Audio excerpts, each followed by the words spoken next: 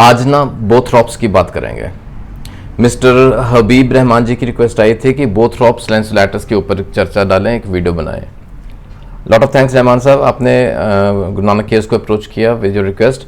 बोथ्रॉप्स की बात करेंगे। बोथ्रॉप्स लैंसुलेटस एक बहुत ही अच्छी होम्योपैथिक दवा। एक्चुअली मैं बताऊं आपको, कोरोना के तुरंत बाद बोथ्रॉप्स का इस्तेमाल होना थोड़ा बढ़ गया था उस दौर में, कोविड पोस्ट कोविड एरा में।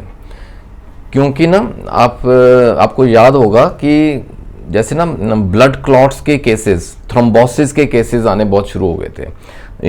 एक फिक्र भी था, एक चिंता का विषय बन गया था कि बॉडी के अंदर कहीं ब्लड क्लॉट्स हो रहे हैं, और ये इंसिडेंट्स होने लग पड़े थे। तो जहाँ थ्रोम्बोसिस का जिक्र हुआ, जहाँ थ्रोम्बोसिस के इंसिडेंट्स आने लग पड़े, तो वहाँ बोथ्रॉप्स का यूज़ थोड़ा बढ़ गया था। बोथ्रॉप्स इन एक्सीलेंट रेमेडी, बहुत अच्छा इसने संभाला उस दौर में आई दिक्कतों को। थ्रोम्बोसिस आप समझते हैं, ब्लड क्लॉट होना, खून का जैसे ना एक प्लग बन जाना, क्लॉट बन जाना, वो भी हमारी ब्लड वेसल के अंदर, चाहे वो आर्टरी है चाहे वो वेन है। एक प्लग बन गया, क्लॉट बन गया, ब्लड क्लॉट, उसको हम थ्रोम्बोसिस बोलते हैं। बहुत रिस्की हो सकता है। और ब्लड क्लॉट यूजुअली हमारी ना त्वचा पे कहीं, फॉर एग्जांपल कहीं कोई कट लग जाता है, कोई चोट लग जाती है, कहीं छोट सी कट लगा ना, तो वो कुछ ही पलों में ब्लीडिंग रुक जाती है। इन केस ब्लीडिंग हो तो वो रुक जाएगी। क्यों? क्योंकि वहाँ ब्लड क्लॉट बन जाता है, वहाँ ऑन द स्पॉट जैसे ना खून थोड़ा गाढ़ा हो जाता है और वहाँ ब्लड क्लॉट हो जाएगा, वहाँ ब्लीडिंग रुक जाएगी। अब यही अगर ब्लड क्लॉट हमारी ब्लड वेसल के अंदर बन जाए, और जिस ऑर्गन को ब्लड वेसल ब्लड सप्लाई कर रही है, उसको देखिए, उसको प्रॉपर ब्लड नहीं मिल पाएगा क्योंकि क्लॉट बन गया रास्ते में, तो वो ऑर्गन अफेक्ट होता है। उस वजह से दिक्कतें आ सकती हैं। और अगर कोई बहुत ही इंपॉर्टेंट ऑर्गन को सप्लाई कर रही है, वहाँ दिक्कत बढ़ गई है, तो it can prove to be fatal also. खैर, इसको थ्रोम्बोसिस कहते हैं, थ्रोम्बोसिस, ठीक है। डीप वेन थ्रोम्बोसिस का वीडियो देखिएगा। टांगों में specially in the lower limbs ना, नीचे काफ मसल्स में अक्सर ये दिक्कतें देखी जाती हैं, डीवीटी की। डीप वेन थ्रोम्बोसिस के ऊपर मेरा वीडियो है, गुरु नानक केयर्स पे देख लीजिएगा फॉर मोर इन्फॉर्मेशन। अंदर, बहुत भीतर अंदर जाके वेन्स के अंदर जहां क्लॉट बन जाए, उसका क्या हल है, वो वीडियो बनाया था।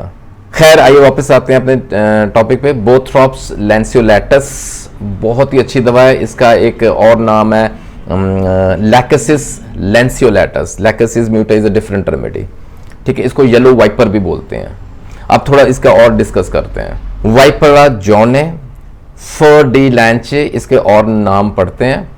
येलो वाइपर बहुत कॉमनली कहा जाता है इसको, बोथ्रॉप्स को। अच्छा, वाइपर इज बेसिकली स्नेक। यहाँ ना इस नाम से इसकी जैसे ना सोर्स का पता चलता है, जो एक सर्प के विष से तैयार की जाती दवा, ठीक है, the venom of yellow viper. और ये ना इसकी प्रॉपर्टी थी, ये जो वेनम है ना of yellow viper, it acts as a coagulant, यानी कि ये खून को ना गाढ़ा करने में सक्षम है। अब इसी प्रॉपर्टी को हमने यूज किया इन बोथ्रॉप्स एज अ होम्योपैथिक रेमेडी। तो इसको इन केस ऑफ थ्रोम्बोसिस में यूज किया, इन केस थ्रोम्बोटिक डिसऑर्डर्स कह लें, वहां इस्तेमाल में लाया गया। अब इसका ना क्लिनिकल यूजेज समझते हैं बोथ्रॉप्स का। Thrombosis, of course there thrombosis body में कहीं हो, ब्लड क्लॉट कहीं फॉर्म हो रहा है ब्लड के बॉडी के अंदर, तो Bothrops will be the drug of choice. Most of the cases में ये ड्रग ऑफ चॉइस रहती है। हेमरेज, बॉडी की कहीं भी किसी ऑर्गन से, चाहे वो इंटरनल ब्लीडिंग है, एक्सटर्नल ब्लीडिंग है, specially in the case of internal bleeding, any orifice of the body, कहीं भी हेमरेज ब्लीडिंग हो रही है ना, तो बोथ्रॉप्स रिमार्केबल रोल। फॉर एग्जांपल, अगर पेट में कहीं अंदर इंटेस्टाइनल लेवल पे कहीं ब्लीडिंग हो रही है, तो बंदे को ना वॉमिट आती है, उल्टी आती है, खून की उल्टी कहते हैं ना, हेमाटोमेसिस, वो वाले केस में बोथ्रॉप्स दी जा सकती है। एक और इंपॉर्टेंट कंडीशन रहती है जिसको कहते हैं हेमिप्लेजिया। जैसे ना पैरालिसिस हमें तो अधरंग हो गया, और वो भी ना वन साइडेड है, इन केस बॉडी का एक तरफ का हिस्सा पैरालाइज हो गया, हेमिप्लेजिया, ऐसे केस में भी बोथ्रॉप्स हैज अ गुड रोल। हमारी वेन के अंदर इन्फ्लेमेशन हो गई है, वही खून गाढ़ा हो रहा है, क्लॉट कहीं बन रहा है, inflammation of vein, we got it phlebitis. Phlebitis is another important indication जहां बोथ्रॉप्स दी जा सकती है। तो ये कुछ टर्म्स समझने लायक थी, आपके सामने रखें। यहाँ क्लिनिकल रोल बहुत अच्छा रहता है बोथ्रॉप्स का। आइए थोड़ा इसका ना होम्योपैथिक रोल समझते हैं, थोड़ा और विस्तार में हो जाएगा। सबसे इंपॉर्टेंट बात करेंगे पहले आईज को लेके। आंखों में दिक्कतें रहती हैं, आपने सुना होगा रेटिनल हेमरेज। रेटिना में ना जैसे ब्लीडिंग हो गई है, कुड बी एनी रीजन, कारण कुछ भी हो सकता है, लेकिन रेटिना में ब्लीडिंग हो गई है, it can lead to blindness also, अंधापन कॉज कर सकता है, यानी कि retinal haemorrhage is a very serious condition, वहाँ बोथ्रॉप्स दी जा सकती है। इनफैक्ट इन कंजंक्टिवा में भी अगर हेमरेज है ना, ब्लीडिंग है, तो भी the same remedy can go very well. और blindness, it can lead to blindness also. वो भी किस प्रकार की, किस तरह की ब्लाइंडनेस है? Day blindness we call. जैसे सूरज के चढ़ते समय ही ना, यानी कि ड्यूरिंग आफ्टर सनराइज बंदे को दिखना बहुत बहुत कम हो जाता है, you can scarcely see in the day time. और जब शाम ढलती है, रात का समय आता है, तो बंदे को ठीक ठाक दिखना शुरू हो जाता है, ठीक है, डे ब्लाइंडनेस वी कॉल। दिन के वक्त वो अंधा ही हो जाता है एक तरह से। फिर दूसरा हमारा ऑर्गन बहुत इंपॉर्टेंट जो इफेक्ट होता है, that is the lungs area, हमारे फेफड़े इफेक्ट होते हैं, पल्मोनरी कंजेशन सी हो जाती है। एंड अगर खुदा ना खासा कहीं थ्रोम्बोसिस हो गया, it can lead to serious complications. सबसे पहले जैसे ना खून की उल्टी मैंने बताया आपको, वो हो सकती है। जो म्यूकस है ना, जो बलगम आती है लंग्स में से, जो आती है फेफड़ों में से आती है, तो उसके अंदर भी खून पाया जाता है, ब्लडी एक्सपेक्टोरेशन वी कॉल, ठीक है। ऐसे केस में भी बोथ्रॉप्स दी जा सकती है। इस वजह से क्या होगा? ब्रीदिंग ऑप्रेस्ड सी रहेगी, प्रेशर सा रहेगा छाती पे, और खुल के सांस लेने में नहीं हो पाएगा, दिक्कत रहती है सांस लेने में, ऑप्रेस्ड सी ब्रीदिंग रहती है। And the person spits out blood, जब वो थूकता है ना, उस थूक में भी, सलाइवा में भी खून होता है, बोथ्रॉप्स दीजिए। एंड टू सम एक्सटेंट जैसे ना निमोनिया के केसेस में भी बोथ्रॉप्स दी जा सकती है। अच्छा, नेक्स्ट फर्दर एरिया जो of concern is our skin. Skin के, हमारी चमड़ी के, हमारी त्वचा के कुछ इंपॉर्टेंट इंडिकेशंस आपके सामने रखता हूँ जहाँ बोथ्रॉप्स दी जा सकती है। सूजन हो गई है, स्किन में कहीं स्वेलिंग है दिखती है, इन्फ्लेमेशन दिखती है, एंड एट टाइम्स आपने ऑब्जर्व किया कोई केस देखा सुना होगा जहाँ ना स्किन का कलर थोड़ा चेंज हो गया, थोड़ा सा ब्लैकिश सा हो गया, थोड़ा सा ब्लूइश सा हो गया, which indicates inflammation हो रही है कहीं, and that can be taken care of by bothrops।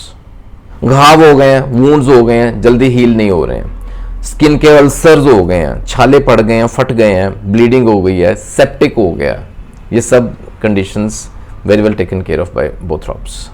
कई बार ना कुछ स्कार्स से बन जाते हैं, पपड़ी सी बन जाती है, वो फट जाती है ना, ब्लीडिंग शुरू हो जाती है, वो जल्दी हील नहीं होती, ठीक नहीं हो रहा जल्दी, यहाँ भी बोथ्रॉप्स हेल्प करेगी।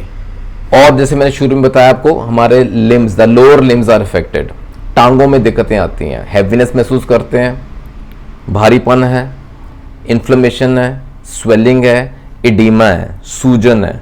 और फिर वही दो टर्म्स आते हैं, हेमिप्लीजिया, पैरालाइज हो गया, जैसे for example the right side, दाहिनी जो साइड है ना वो पैरालाइज हो गया, the right leg, the right arm for example, है ना, दाहिनी साइड वो पैरालाइज हो गया, हेमिप्लेजिया।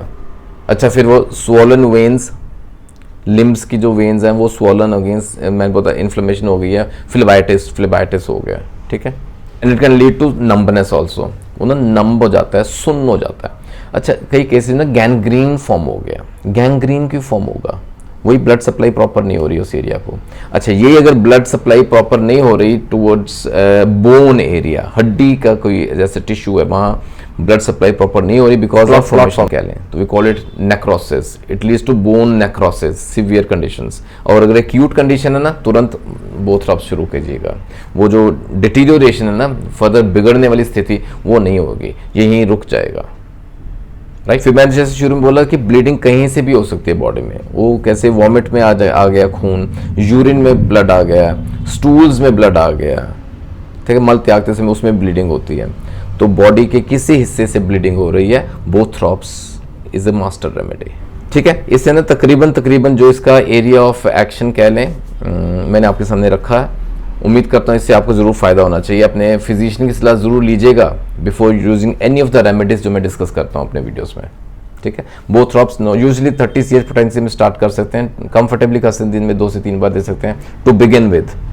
बाकी it depends on the severity of the condition, patient की हालत कैसी है उस पर निर्भर करता है। अगेन आई वुड से आपने डॉक्टर की सलाह जरूर लीजिएगा, let him decide the dosages, the potency of the remedy. तो वीडियो अच्छा लगा, आपको लगता है इसको कोई ना कोई फ़ायदा ज़रूर होगा, तो एक लाइक ज़रूर कीजिएगा, सब्सक्राइब करें गुरु नानक केयर्स को, आइए परिवार का हिस्सा बने। जल्दी मिलेंगे अगले वीडियो में, अपना ख्याल रखिएगा ज़रूर। Take care, God bless.